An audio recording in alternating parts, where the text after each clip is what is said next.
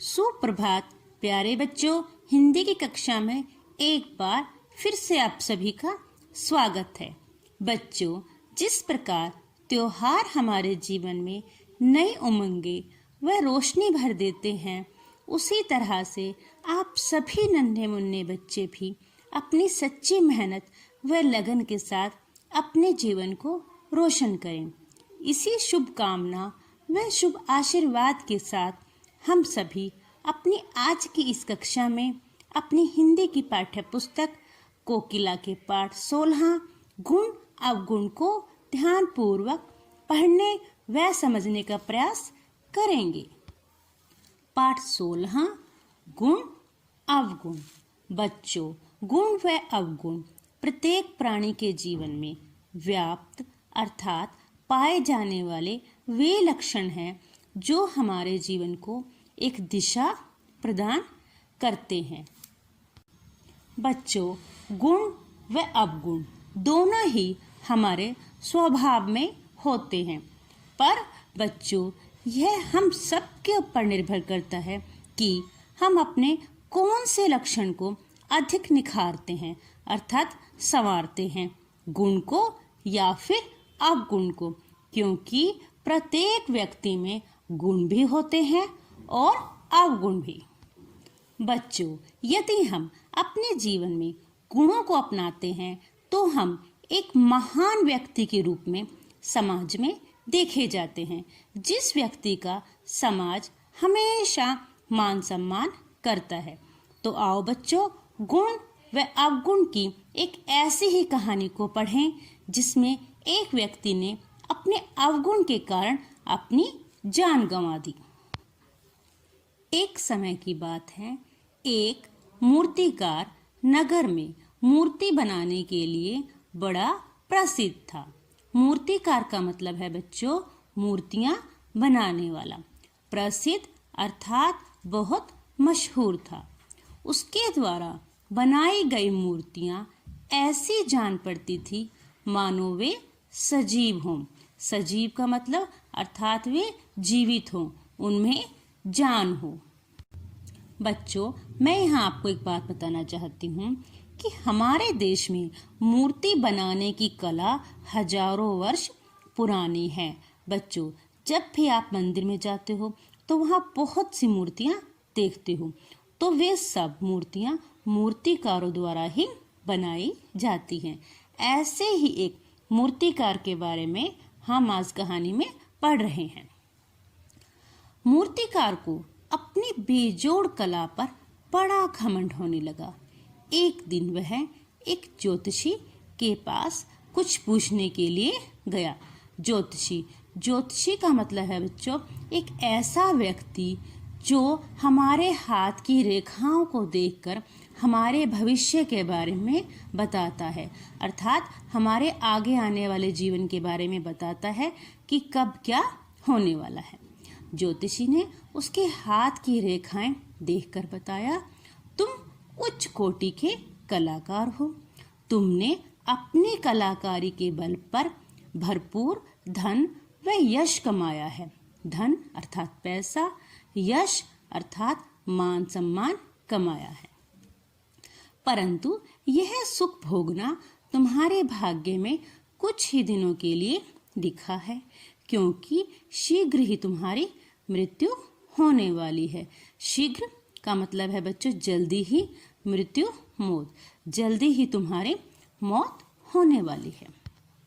ज्योतिषी की भविष्यवाणी सुनकर मूर्तिकार के होश उड़ गए। अब वह हर समय अपनी मृत्यु को टालने की युक्ति सोचने लगा।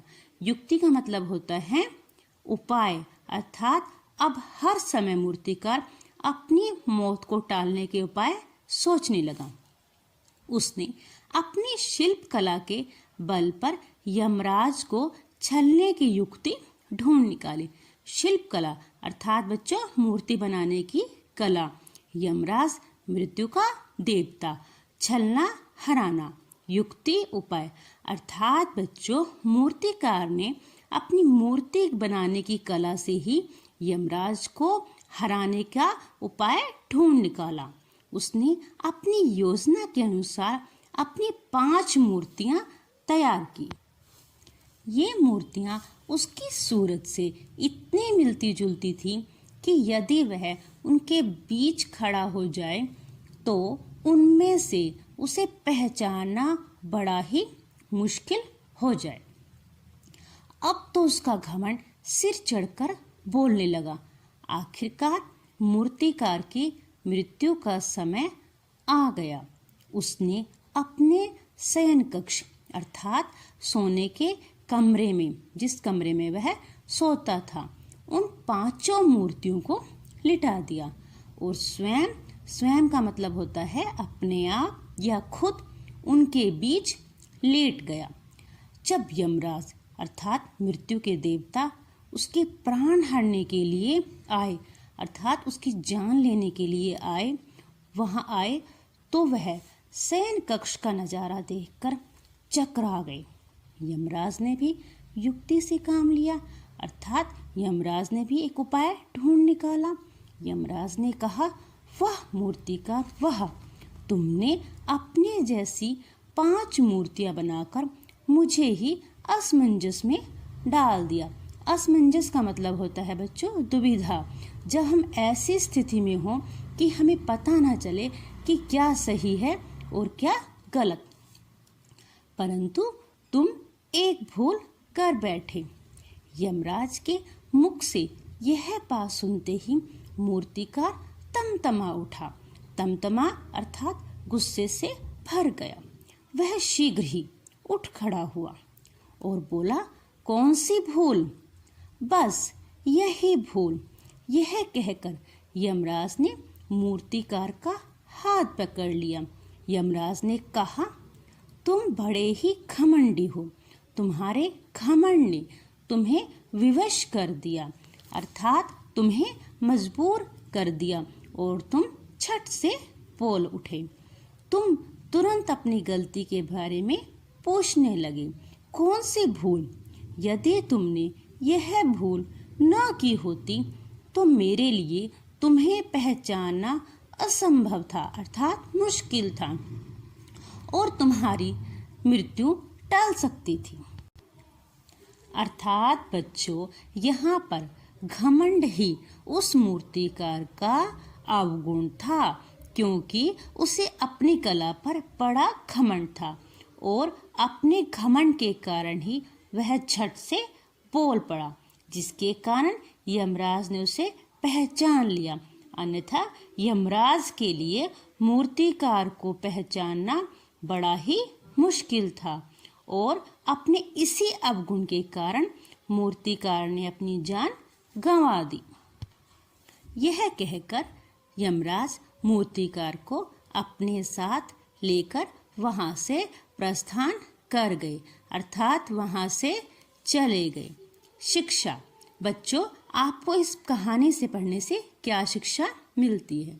होशियार होना व्यक्ति का गुण है, जबकि चालाक होना मनुष्य का अवगुण। बच्चों, हमें होशियार तो होना चाहिए पर चालाक नहीं। आओ बच्चों, पाठ में आए शब्दों के अर्थ जानें। मूर्तिकार, मूर्तियां बनाने वाला। यमराज, मृत्यु का देवता।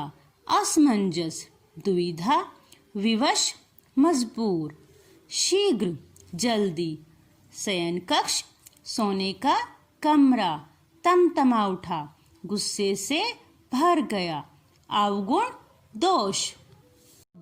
तो बच्चों, आज की इस कक्षा में हमने कोकिला के पाठ 16 गुण अवगुण को ध्यानपूर्वक पढ़ा व समझा। आशा करती हूँ आप स्वयं इस पाठ को ध्यान से पढ़ने, समझने व याद करने का प्रयास करेंगे। धन्यवाद। आपका दिन मंगलमय हो।